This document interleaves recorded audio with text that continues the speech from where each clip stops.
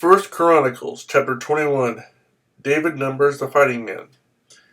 Satan rose up against Israel and incited David to take a census of Israel. So David said to Joab and the commanders of the troops, "Go and count the Israelites from Beersheba to Dan, then report back to me so that I may know how many there are." But Joab replied, "May the Lord multiply his troops 100 times over. My lord the king, are they not all my lord's subjects? Why does my lord want to do this? Why should he bring guilt on Israel?" The king's word, however, overruled Joab. So Joab left and went throughout Israel and then came back to Jerusalem. Joab reported the number of the fighting men to David. In all Israel, there were 1,100,000 men who could handle a sword, including 470,000 in Judah. But Joab did not include Levi and Benjamin in the numbering because the king's command was repulsive to him. This command was also evil in the sight of God, so he punished Israel. Then David said to God, "I have sinned greatly by doing this. Now I beg you, take away the guilt of your servant. I have done a very foolish thing." The Lord said to Gad, David's seer, "Go and tell David, this is what the Lord says. I am giving you 3 options. Choose one of them for me to carry out against you." So Gad went to David and said to him, "This is what the Lord says. Take your choice. 3 years of famine, 3 months of being swept away before your enemies with their swords overtaking you, or 3 days of the sword of the Lord, days of plague in the land, with the angel of the Lord ravaging every part of Israel. Now then, decide how I should answer the one who sent me."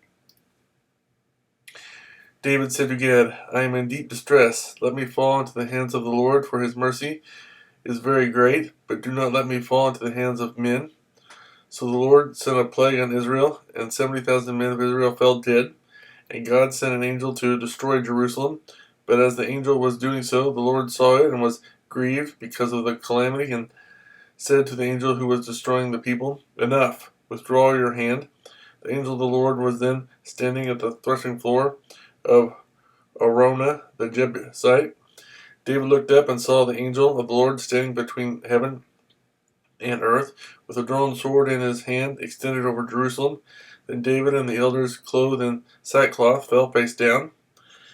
David said to God, "Was it not I who ordered the fighting men to be counted? I am the one who has sinned and done wrong. These are but sheep. What have they done?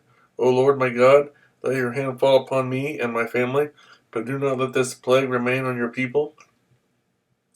Then the angel of the Lord ordered Gad to tell David to go up and build an altar to the Lord on the threshing floor of Araunah the Jebusite. So David went up in obedience to the word that Gad had spoken in the name of the Lord. While Araunah was threshing wheat, he turned and saw the angel. His 4 sons who were with him hid themselves. Then David approached, and when Araunah looked and saw him, he left the threshing floor and bowed down before David with his face to the ground. David said to him, "Let me have the site of your threshing floor, so I can build an altar to the Lord, that the plague on the people may be stopped. Sell it to me at the full price." Araunah said to David, "Take it. Let my lord the king do whatever pleases him. Look, I will give the oxen for the burnt offerings, the threshing sledges for the wood, and the wheat for the grain offering. I will give all this." But King David replied to Araunah, "No, I insist on paying the full price. I will not take for the Lord what is yours, or sacrifice a burnt offering that costs me nothing." So David paid Araunah 600 shekels of gold for the site. David built an altar to the Lord there and sacrificed burnt offerings and fellowship offerings. He called on the Lord, and the Lord answered him with fire from heaven on the altar of burnt offering.